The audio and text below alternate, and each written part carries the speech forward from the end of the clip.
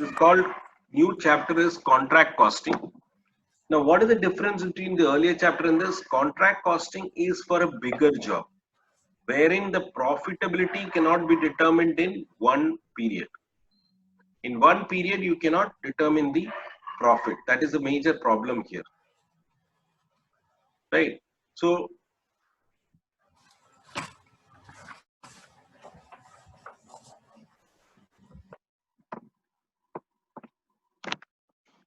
what happens is that it is generally commences in one financial year, but ends in a different year. That's why the period of execution is spread over 2 or more years. That's the main difference between what we have done till now and this chapter. Therefore, contract costing involves ascertainment of cost of contracts. It is called also terminal costing. Now, why it is called terminal costing, I don't know, but it's also called that.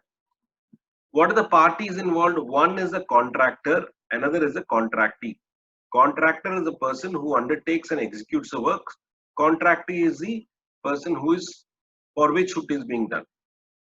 Now, there are two types of contract. One is cost plus contract, is where the contract price is ascertained, and by adding a percentage of profit to the total cost. That means you fix to find the total cost, as estimate the total cost plus profit as a percentage. That is cost plus contracts. Now, fixed price contracts are one where the contract price is fixed and determined in advance. So, what is the difference between the two? The cost plus contracts is you determine the cost and add the profit, whatever is going to add, you will add it. But in the fixed price contract, it cannot be, it is only one price, fixed. Therefore, my question is, which is better from the point of view of the contractor, Venus? Venus, if you are saying contractor or contractee, let us look at contractee. I think that's a better option. Let us look at the contractee. Which is a better option? Cost plus contract or fixed price contract? From the contractee's point of view, suppose you are building this thing, somebody you have given the contract. Which one will you prefer? Fixed price or cost? What did you say? I didn't hear you. Fixed price. Fixed price. Okay, Maria. As a contractor, which one will you prefer? You are a contractor. Cost plus contract. Right. Cost plus contracts. Profit. Yeah, profit. So because you know that my profit is not taken away, right? But tell me, as a contractee, suppose you are a contractee, which one will you prefer, Maria? So fixed price. Fixed price. Now there is one danger in the fixed price contract. The contractor, who is there, he is estimating a cost and he's saying this is my total price. Now what happens? So he is actually kept this much as this is a fixed price contract. Huh? So he has kept this much as his profit. But what happens is that the cost escalates. As a result, the cost comes to this much and his profits gets reduced to that much less. Now tell me, as a business person, will he say, okay, no problem, I'll take that hit? What he will do? He will keep this fixed as it is, but what will he do to ensure that he gets the same profits?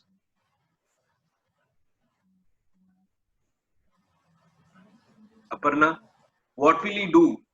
That is, his cost has increased. Now, if he so that it doesn't increase, what will he do? How can he keep his profits without increasing the cost? Venus, if you are a contractor, you know that the cost is going to increase, you will not get those profits. So what will you try to do to ensure that you have the same profits?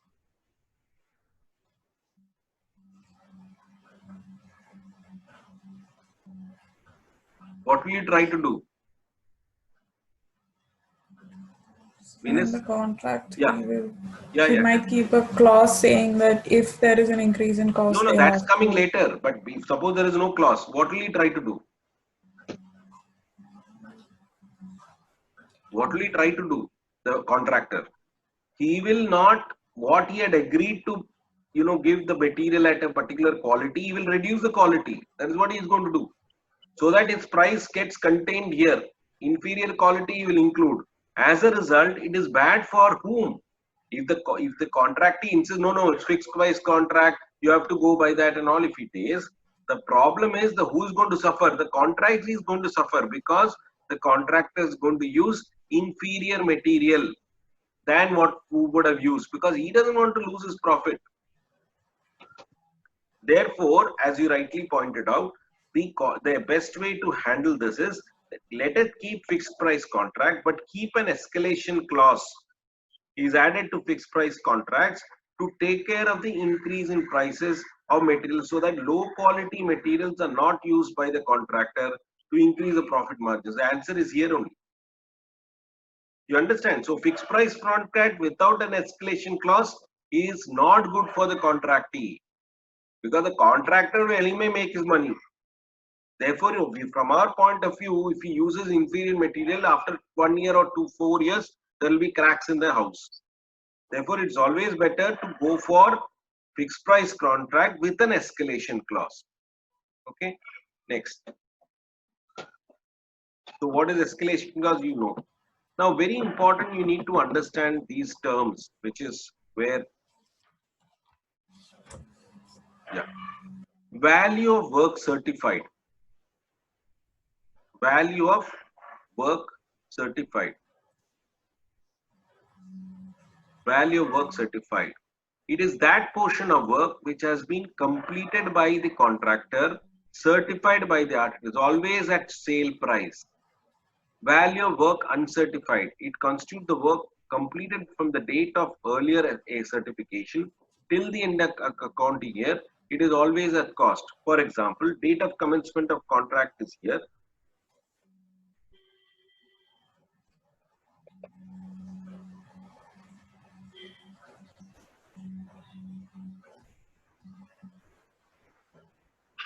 So date of commencement of contract is here.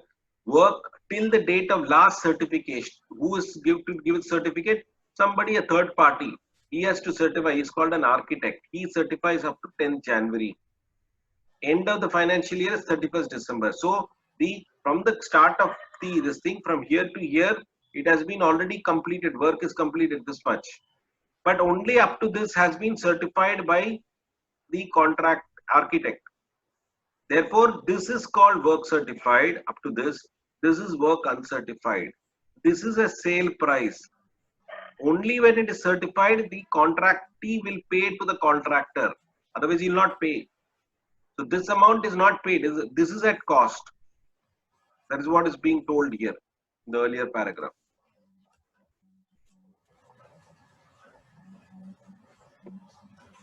See, it is that portion of, I'll just again erase. So it is that portion .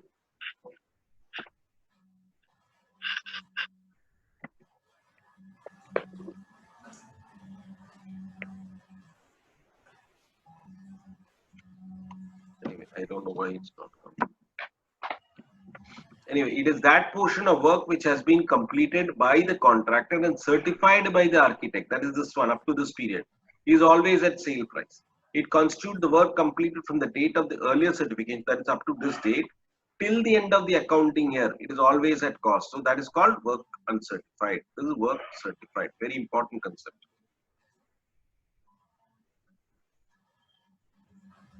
Now, some of the other things that you need to understand is progress payments. Progress payments means progress payments received during by the contractor when the contract is in progress are called progress payments. That means each time when the is certified by the architect, the money will be paid by the contractor to contractee to the contractor. And mind you, we are doing the accounting of whom now? We are thinking of doing the accounting of whom? Contractor or contractee? Contractor only, not of the contractee, mind you. So any payment received by the contractor is recorded as progress payments. When the contract is called progress payment. Retention money is the money which is withheld by while making payments. That means suppose the architect has approved 5 lakh rupees, has been approved by the architect. Okay, this much work is done, this is approved, this is done. He is approving it. The contractee will not pay 5 lakhs, he will pay 90% of it. That is, he will pay only 4,50,000. 10% he will retain. That is called retention money. Retention money is the amount withheld while making progress payments. Retention money is equal to value of work certified, which is in this case 5 lakhs, less progress payments which he has been paid 4,10,000. That is equal to 50,000, which is what I explained. Okay. Now, let us see the next. Notional profit. What is notional profit? Notional profit is the income till date, that is the value of work certified plus cost of work uncertified. They're like the sales and closing stock of WIP. It's like that. This is sales. Value of certified is the sales. And cost of work certified is like WIP.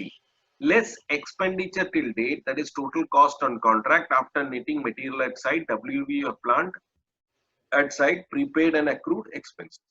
Now, what is the main issue here? Because the contracts is not complete, therefore there is an uncertainty of taking the profit to your P&L account of the contractor. He has got a main P&L account. This is for a particular contract, one particular building, say.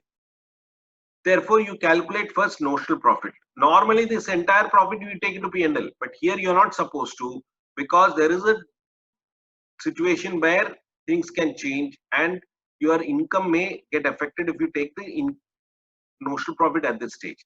Therefore, there are certain rules to take the profit to your P&L. Whose P&L? Contractor's P&L. What are those rules? We will see now. So what is notional profit? Like your sales, the side expenditure. Rules for recognition of incomplete contracts. If it is at the initial stage, less than 25%, nothing should be taken. The notional profit, nothing should be taken to P&L. Work performed but not substantial, 25 to 50%. This should be taken. 1/3 into notional profit into cash received by work certified. Cash received by work certified is basically, in this case, what we did, 4,50,000 divided by 5 lakhs. Similarly, substantially contracted, that is 50 to 90. Same thing, top one only, but it is replaced with 2/3. Here it was 1/3 because that much more you complete. Therefore, you take 2/3. Almost complete, 90 to 91. ETP, we will have to discuss that separately. What is ETP? Estimated total profits. We'll look at it differently. If it is fully complete, 100, even then you don't take. It is the same thing as this, but without this 1/3, 2/3 and all. You can take this. Is it clear? ETP will discuss later on. So the recognition of profit is in this base. Less than 25% nil. 25 to 50%, 1/3 into notional profit into cash received of work. So what is to be first determined? Notional profit you have to know. And obviously this will be given. Now mind you, if retention is given, suppose 5%, therefore this ratio is what? 95. If retention is given as 5, this is what? 95%. Now, substantially complete means same thing, only it is 2/3. Almost complete means ETP. We'll look at it separately. Fully complete means same thing except these 1/3, 2/3 is to be taken. Okay. Now let us see how to do all this. Is there a way to do it? How to calculate the notional profit? Is it the way we are telling? No. There is a specific format which we look at. Here. In your this thing itself, it's given. So it's very simple, like your P&L account, but a little different you have to do. But this for each and every building or a contract that is second. Therefore, these details are given. So work in progress includes work certified, work uncertified. But this is at sale value.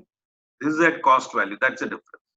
Now, material has been issued for this particular job or work or contract.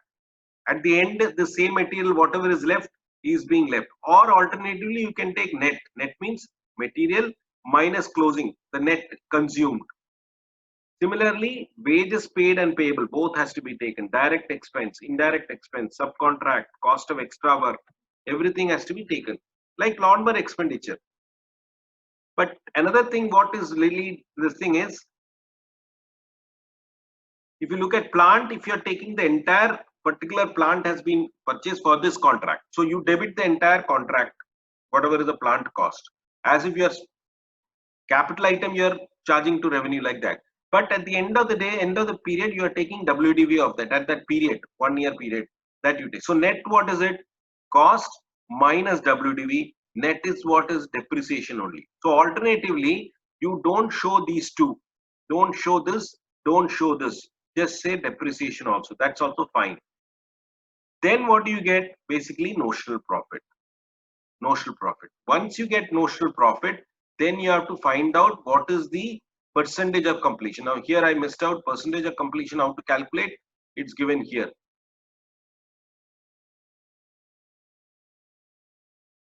Yeah.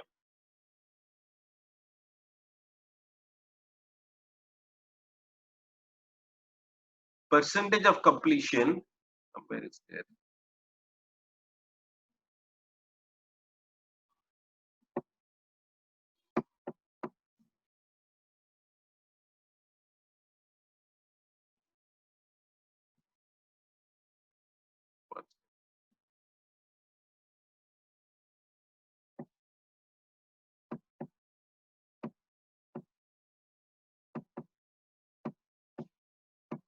I don't know why it's not given.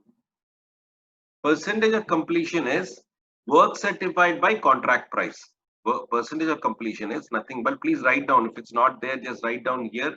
I thought it was there. So here you write down work certified by contract price. That is your percentage of completion. Because without finding that, you cannot determine. This is all percentage of completion. So if you don't find out percentage of completion is work certified divided by contract price. Okay. Now,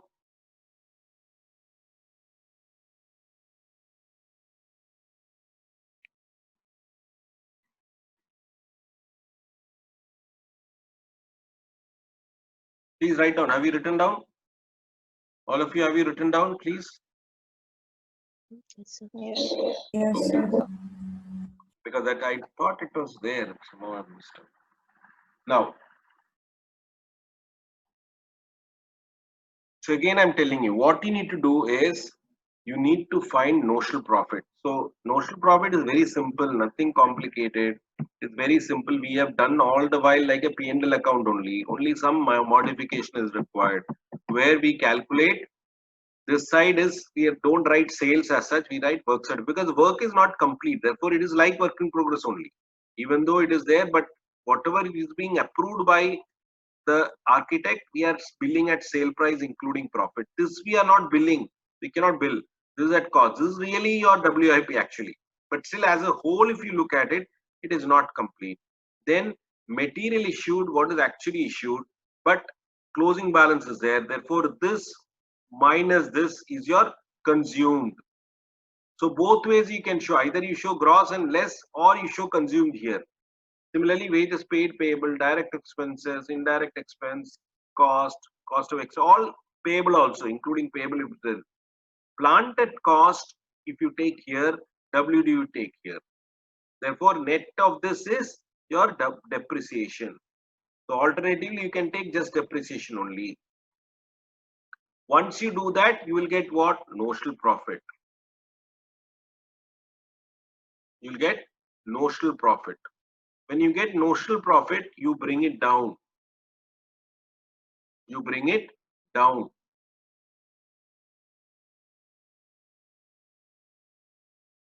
That means you are bringing it down. Like your gross profit to net profit or something like that.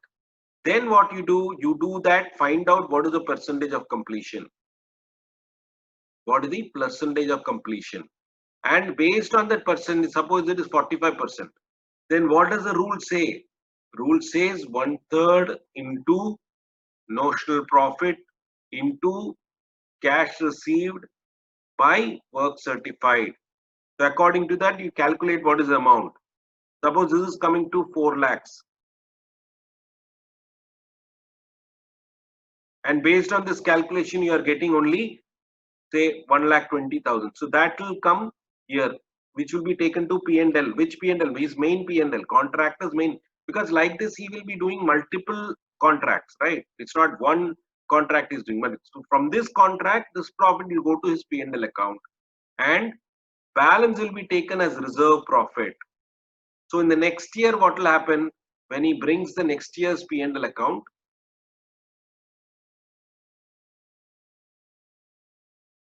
Or rather the contract account, not P&L. Next year when he starts his contract account, it will start with this, like this. That means here we didn't have any opening right here, but here there will be opening. This work in progress, mind you, it is not work certified or work uncertified. It's work certified and work uncertified. Both put together will come here. And then reserve profit also will come here. Material at site, if you are following the both sides method, then it has to come. Again, if you are debited plant at cost and WDV, then both will come. If you are following depreciation, no need. If you have just shown this thing, there is no need. You can bring it again. Material has to come again because it is again being consumed. Therefore, it will be a consumption again.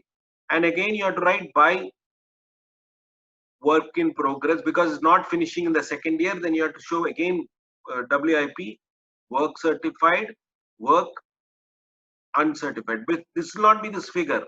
There will be a higher figure. By that time, you would have certified more. There will be some balance. Accordingly, we'll complete that. So that part we'll do. What I want you to do is now use this format and do problem number 1. So I'll just see. This is the problem number 1.